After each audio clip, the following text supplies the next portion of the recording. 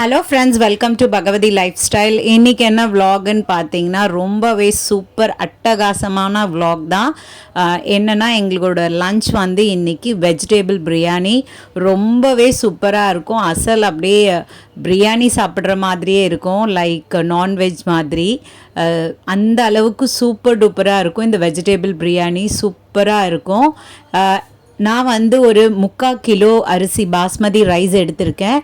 So அதுக்கான வெங்காயம் தான் இப்போது வதங்கிட்டுருக்கு.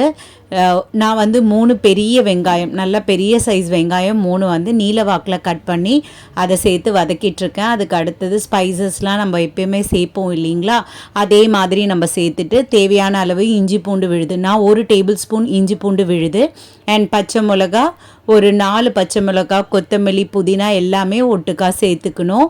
அதுவும் நல்லா வதக்கி எடுக்கணும். நல்லா அந்த பச்சை வாடை போகிறது வரைக்கும் நல்லா வதக்கிட்டே இருக்கணும். அப்போ தான் வந்து சூப்பராக இருக்கும். அந்த அரோமாவும் நம்ம வதக்கின்னு இருக்கும் பொழுது ரொம்பவே நல்லா இருக்கும்.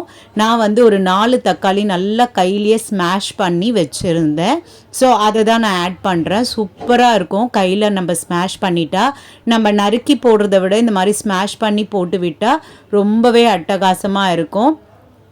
நான் வெஜிடேபிள்லாம் வந்து கேரட், பீன்ஸ் அண்டு உருளைக்கிழங்கு இந்த வெஜிடேபிள் மட்டும்தான் நான் சேர்த்துக்கிட்டேன். ஸோ அதையும் ஒட்டுக்கா ஒன்றா சேர்த்து நம்ம சேர்த்து விட்டுடணும். அதுக்கு அடுத்தது தேவையான நான் மிளகாத்தூள், வெறும் மிளகாத்தூள் இருக்கு இல்லைங்களா, அந்த மிளகாத்தூள் வந்து நான் ஒரே ஒரு டீஸ்பூனில் தான் சேர்க்குறேன், டேபிள் ஸ்பூன் கிடையாது. டேபிள் ஸ்பூனில் சேர்த்த வாட்டி ரொம்பவே வந்து காரம் அதிகமாக ஆகிடும், அதனால் ஒரே ஒரு டீஸ்பூன் போதும். அதுக்கு அடுத்தது நான் பிரியாணி மசாலாவும் சேர்த்துக்கிறேன். பிரியாணி மசாலா ஒரே ஒரு, அதுவும் வந்து ஒரு டேபிள் ஸ்பூன் போட்டால் போதும். தேவையான அளவு உப்பும் சேர்த்துக்கணும்.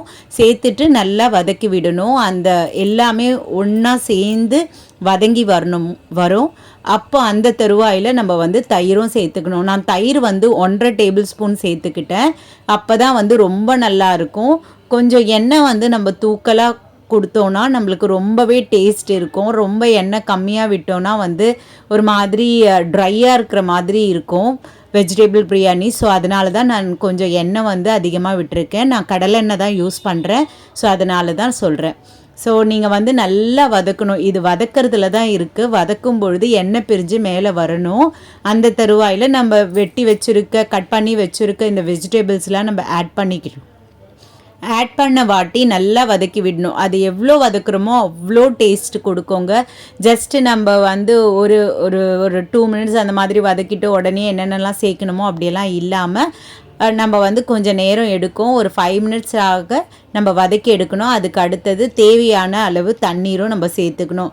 நான் வந்து 3 டம்ளர் அரிசி வந்தது, அதுக்கு வந்து நான் 4 டம்ளர் தண்ணி சேர்த்துக்கிட்டேன். சேர்த்து நல்லா கொதிக்கிற வாட்டி அரிசியை இந்த பக்கம் வந்து நல்லா வாஷ் பண்ணிவிட்டு நம்ம வந்து ப்ரெஷர் பேனில் வந்து போட்டு வச்சுக்கணும் ரெடியாக. இந்த கடாயில் இருக்கிற இந்த கிரேவி வந்து கொதிக்கிற வாட்டி அதையும் இந்த அரிசி கூட சேர்த்துக்கணும். அப்போ தான் வந்து ரொம்பவே நல்லா இருக்கும். ஸோ பாருங்கள், நம்ம தண்ணி ஊற்றணும் இல்லைங்களா, அது நல்லா சலன்னு கொதிக்கணும். அப்போ தான் நம்ம ப்ரெஷர் பேனில் நம்ம போட்டு வச்ச இந்த பாஸ்மதி ரைஸ் கூட இதை சேர்த்துக்கணும். நல்லா கொதிக்கிற வாட்டி ஒரு லெமன் எடுத்து நல்லா ஸ்க்வீஸ் பண்ணி விட்டுக்கோங்க.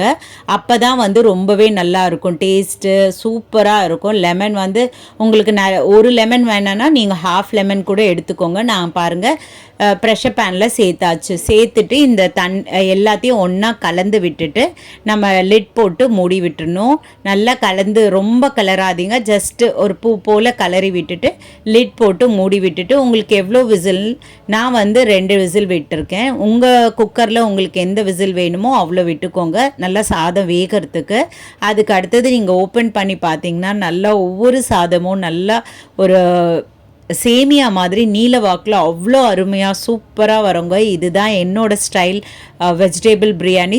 என்னோட அம்மாவோட ஸ்டைல் வெஜிடேபிள் பிரியாணி. அவங்க தான் வந்து சூப்பராக செய்வாங்க. பாருங்கள், ஒவ்வொரு அரிசியும் நல்லா சேமியா மாதிரி நீல வாக்கில் கொஞ்சம் கூட அடிப்பிடிக்காதுங்க. இந்த மாதிரி நம்ம வந்து இது ஒரு டிப் வந்து கடாயில் நம்ம வந்து நல்லா எல்லாமே கூட்டி எல்லாத்தையும் வச்சுட்ட வாட்டி இந்த அரிசியை வந்து பேனில் போட்டுட்டு அப்படியே தூக்கி இதில் இது பண்ணிட்டோன்னா சூப்பராக இருக்கும். ஸோ என்னோடய சேனல் உங்களுக்கு பிடிச்சிருந்தால் சப்ஸ்கிரைப் பண்ணுங்கள், லைக் பண்ணுங்கள், ஷேர் பண்ணுங்கள். இவ்வளோ நேரம் என்னோடய வீடியோ பொறுமையாக பார்த்துக்கிறதுக்கு நன்றி.